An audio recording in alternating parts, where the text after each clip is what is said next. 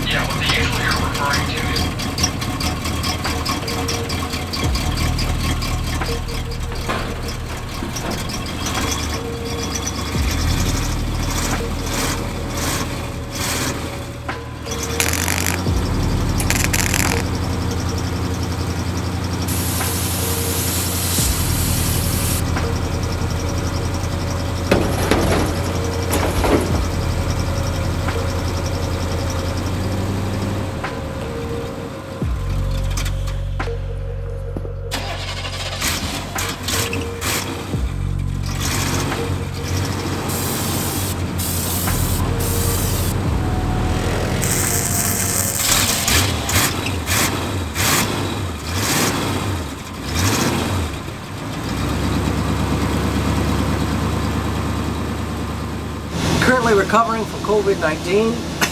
The virus finally got me. Finally got us, my little family. Weren't hit too bad.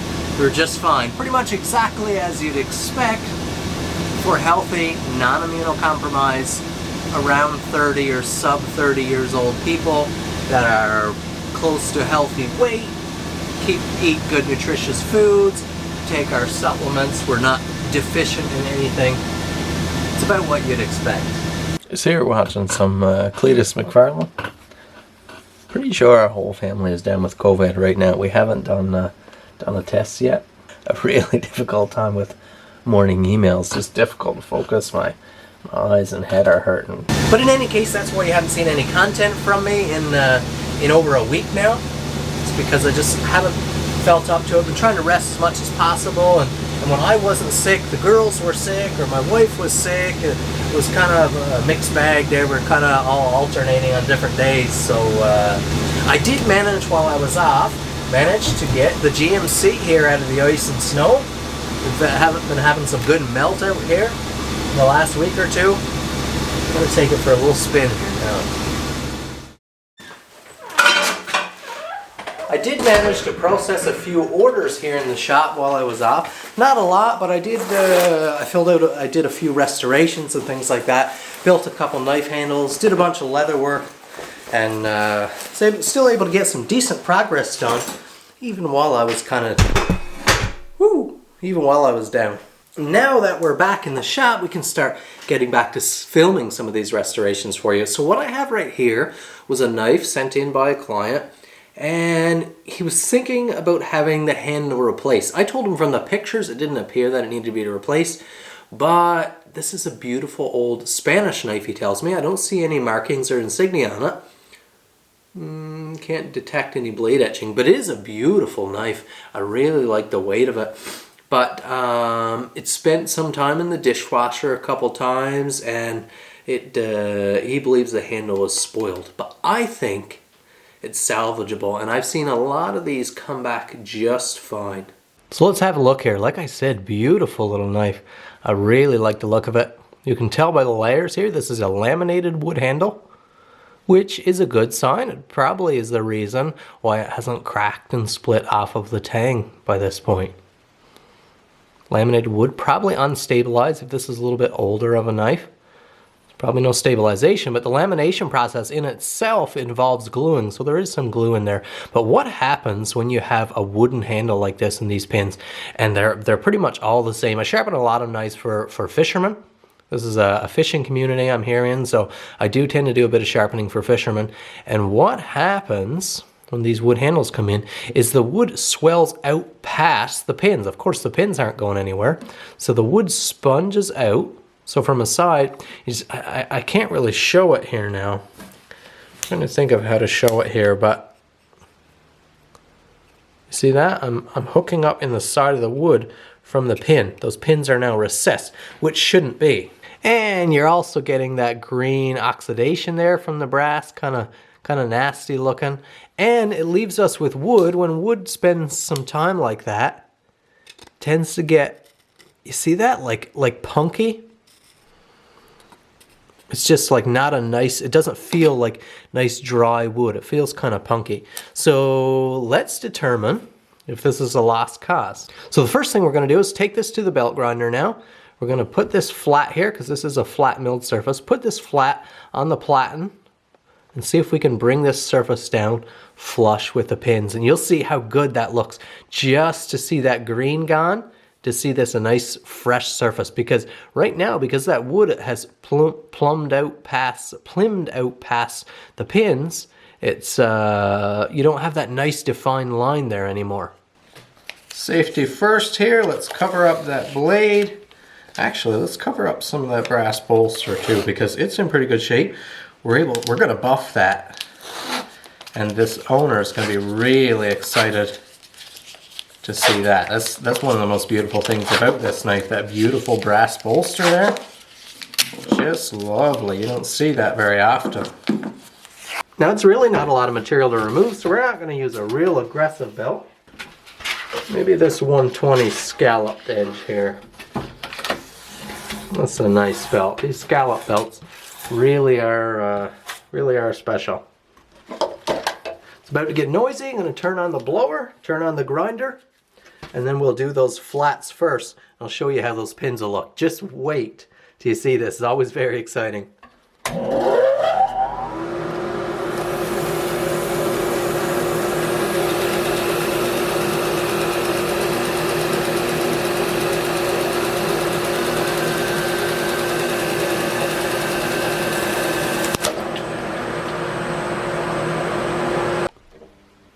Well, now that's a lovely start back in the workshop.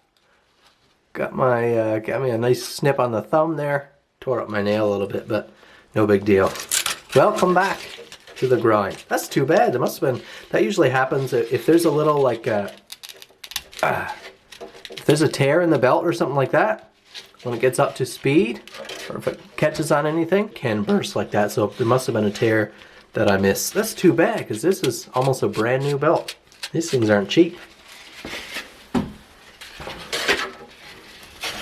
Let's try this again.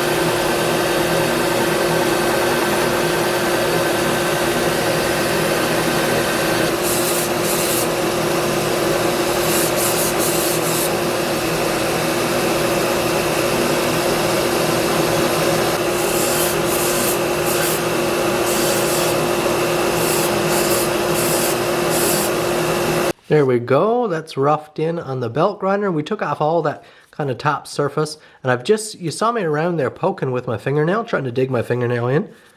And I did verify, this is still very hard wood. This isn't rotten, this isn't punky, this is nice solid wood. It just had that surface on it, the topmost surface that was exposed to the water had plumbed up and gone kind of soft and gunky, but this here is rock solid, no issues. So it would be a waste of the client's money, and I'm not that greasy mechanic who advises that you put premium air in your tires, tells your wife to put premium air in for 80 bucks. I will advise the best course of action possible. And in this case, this is a beautiful handle. It's solid. Probably lasts for the remainder of the years this will be used. So we'll go ahead and finish up this by hand. I think we'll buff it. We'll buff that brass in, and this thing will just be a stunner. Let's get my hat on here so I get less comments about my fading hair. This won't take long here, so we'll just keep going with the direction of the striations that we put on with the belt sander, which were the same striations that were on there from the factory. So take note of that stuff if you're going to do this type of work. What scratch directions were on there from the factory. And in most cases, just go with that.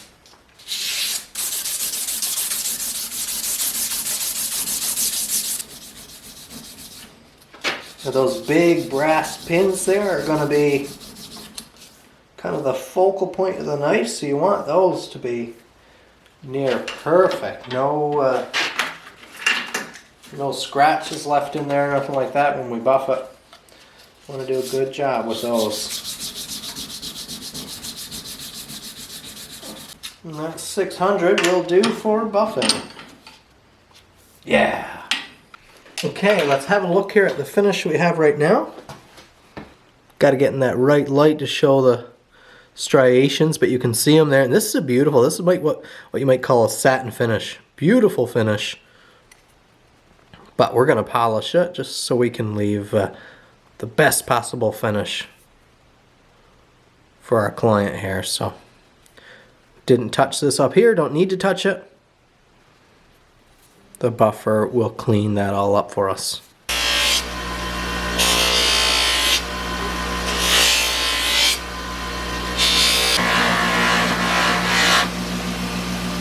Now the brass pins were not going to work as hard as that bolster because I don't want to dirty up my wheel.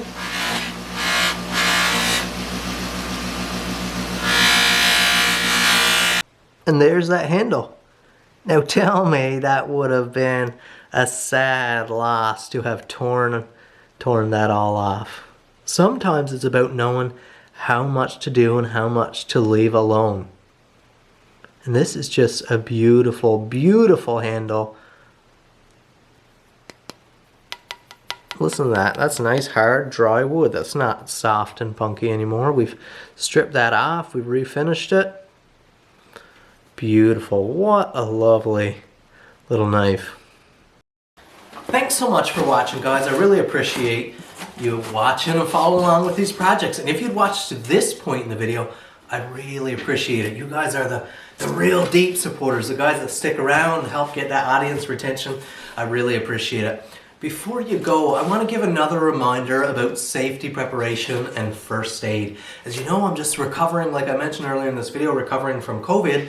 And some of the supplies that I'd received from Wild Med Kits and that I have in my kit really helped us get through. One thing that we really battled with quite a bit, not to a severe degree, we were able to manage it really well thanks to some of the tools we had, but was fever. Both myself, my wife, my girls, our fever, our temperature kept jumping. We had a good digital thermometer, high quality digital thermometer that was in one of these boxes we received last year, and we'll talk about that in a minute. But having that good quality thermometer like that helped us closely manage everyone's symptoms. And as soon as that temperature started to rise, a little bit of acetaminophen, this is not medical advice, a little bit of acetaminophen, boom, dropped right back down. Man, the beauties of modern medicine and technology, just incredible. No longer do you need to kind of guess and stab at it and be feeling the head all the time and not really knowing what you're doing. You can closely monitor everything. And I'm going to be stocked up a little better with acetaminophen and a few basic drugs like that going forward, because it really made all the difference for us. But I want to mention this right here. This is another mystery box from Wild Med Kits. Wild Med Kits has been a sponsor of my television show and the YouTube channel here for a long time. These boxes here are a really cool quarterly subscription. You can pay for them quarterly or annually. I think you get a little bit better price if you pay for them annually. But it's kind of like a surprise box. You know, the whole mystery box concept. You can get them for dog treats and bushcraft gear and all that kind of stuff. Well, this is finally one that makes good sense, because who can't use more medical gear? And I noticed right off the bat, one of my favorite things in this one is they included another bag, because, and this is important because they send so much gear over the course of a year, you can start putting together all these new kits and stuff, which is really, really nice. So nice to have another bag to start out the year. It's a little bit different style one. Comes with Velcro that can be stitched on. It comes with Molly type backing, clear front. Really like this one. But I just show you a couple of goodies. You have a high strength pressure bandage, a tourniquet style. So this would be kind of like an Israeli bandage, which I definitely like to keep around. I have a couple around here in the shop. I have a smaller one here on the shop wall right now. They do these small pre-assembled packets as well. This is a dental first aid kit, so to help with dental issues in an emergency if you don't have access to a dentist or something like that. They include some survival type supplies in there as well sometimes. It's kind of wilderness first aid type gear. So right here looks like we have a signal mirror, extra bandage restocks. We have a physician style eye light here, or pen light with a pupil gauge. I like that. You know, you can really tell a lot from the size and activity of your pupils. It makes sense that a lot of times when you go in for an exam and things like that, checking your pupils is a good first step. It's give us a lot of information, so that's cool. We have a whole pack of disposable type thermometers here. Kind of neat. These are like one use, and I actually, when I opened this package, because my dad has the virus right now as well, they don't have a thermometer, and I said, well, I actually have a bunch of disposable ones here, one-time use. You can't have my good digital one because we've been sticking it in our mouths, but I'm gonna go ahead and give him several of these so he can monitor his temperature up there as well over the upcoming days now. And there's a bunch of other goodies in here as well. I'm not gonna spoil all the fun for you in case you go ahead and order one for yourself. We have very nice Velcro patches and stickers in here and other survival type gear. So thanks so much for watching this video. I really appreciate you following the project, and if you're here at this point, you're awesome. I really, really appreciate your viewership. Big shout out to Wild Medkits for sponsoring this video. If you're interested in the mystery medical box, if you're interested in building your own first aid kits or getting yourself prepared in that manner, please do it. Please do it. It's a great step. It'll give you a lot of peace of mind, and it could get you out of a lot of trouble, as I've proven over the years. So thanks so much to Wild Medkits for that, and go check them out. Thanks for watching. Now that we're feeling better and back in the shop, you'll be seeing regular content coming again. And I hope the client's happy with this knife. And hit that like button, leave me a comment, subscribe if it's your first time here. We'll see you in the next video.